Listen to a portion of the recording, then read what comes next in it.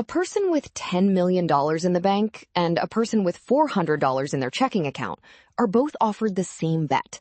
Flip a coin. Heads, you win $10,000. Tails, you lose $10,000. The math is identical. The expected value is identical.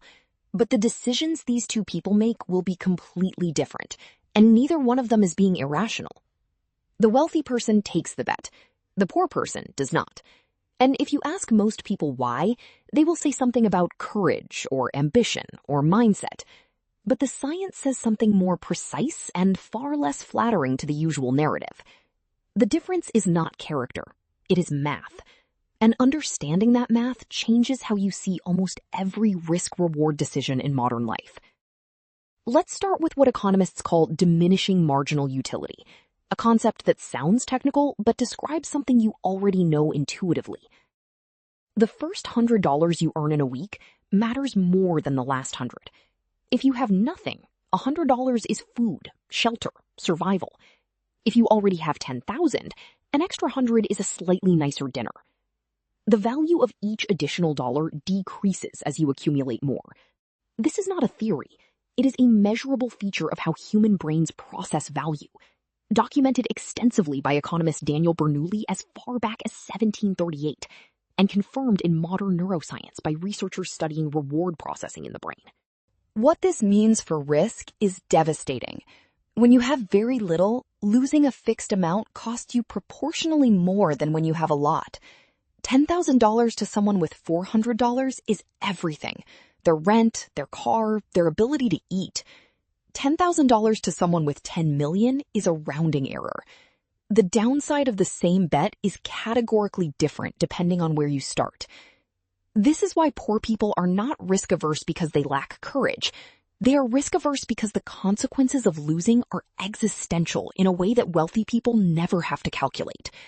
The same brain running the same math produces a different answer because the inputs are different.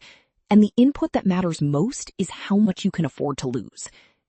Psychologist Daniel Kahneman and his colleague Amos Tversky formalized this in what became known as prospect theory, which earned Kahneman the Nobel Prize in economics. Their research showed that humans are loss-averse. Losses feel roughly twice as painful as equivalent gains feel good. Losing $100 hurts more than finding $100 helps. This asymmetry is universal, built into the brain's reward and threat circuitry. But its practical effect depends entirely on your starting position. For someone with margin, loss aversion is a manageable bias. You can absorb a loss and recover. For someone without margin, loss aversion is a survival instinct firing correctly. You cannot absorb the loss. The asymmetry is not a flaw in your thinking. It is an accurate read of your actual situation. This creates what researchers call the risk gap, and it operates as a compounding advantage. Wealthy people can afford to take bets where the expected value is positive, but the variance is high. Start a business, invest in stocks, move to a new city for an opportunity, change careers. Each of these is a gamble with a potential upside, but also a real chance of short-term loss. The wealthy person survives the loss and tries again. The poor person is destroyed by it. Economist Sendhil Mullainathan, whose work on scarcity we explored in a previous video, describes this as the difference between slack and no slack. Slack is the margin between your resources and your needs. When you have slack, you can experiment. You can fail. You can take the kind of calculated risks that, over time, are how wealth is built. When you have no slack, every decision is final.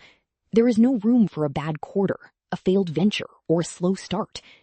The absence of slack does not just prevent risk-taking, it makes risk-taking economically irrational. And here is the part that turns the common narrative completely upside down. The advice that is given most often to people trying to escape poverty, take more risks, bet on yourself, think bigger, is advice that only works if you already have the margin to survive the bet. Telling someone with no slack to take risks is not motivational. It is mathematically dangerous. The risks that build wealth require a floor beneath you.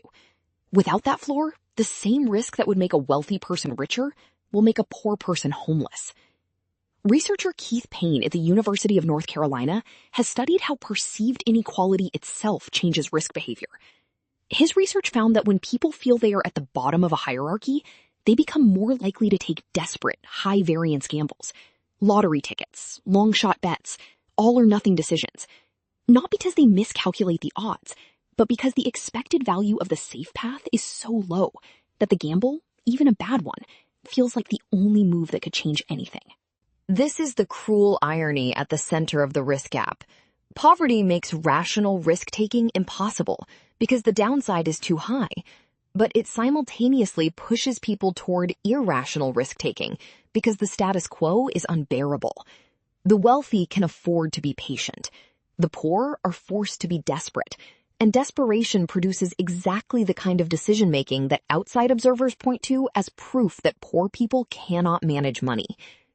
Neuroscientist Cäzilia Loibl at the University of North Carolina used brain imaging to study financial risk decisions and found that the same neural circuits, the nucleus accumbens for reward anticipation and the anterior insula for threat detection, respond differently depending on the person's financial context. People under financial stress showed heightened insula activation, the brain's alarm system, when evaluating even moderate risks, making the risks feel more threatening than they would to someone with resources. The threat is not imagined. The brain is reading the real stakes correctly. So what does this mean for the stories we tell about success and failure? It means that the person who took the risk and succeeded almost certainly had a floor that made the risk survivable. The entrepreneur who quit their job to start a company probably had savings, a partner's income, or a family safety net. The person who moved across the country for an opportunity probably had someone to stay with if it did not work out. The risk was real, but the total downside was capped, and that cap is what made the courage possible. It does not mean wealthy people are not brave. Some are. It means that what looks like courage is often the luxury of being able to afford the worst-case scenario, and what looks like cowardice in people without resources is often the most rational calculation their brain can make. This creates what behavioral economists call the bootstrapping paradox. The advice to pull yourself up by your bootstraps assumes you own boots. The language of self-made success erases the floor that made the first risk survivable, and it produces a culture where the people who took subsidized risks lecture the people who cannot afford unsubsidized ones about the value of risk-taking.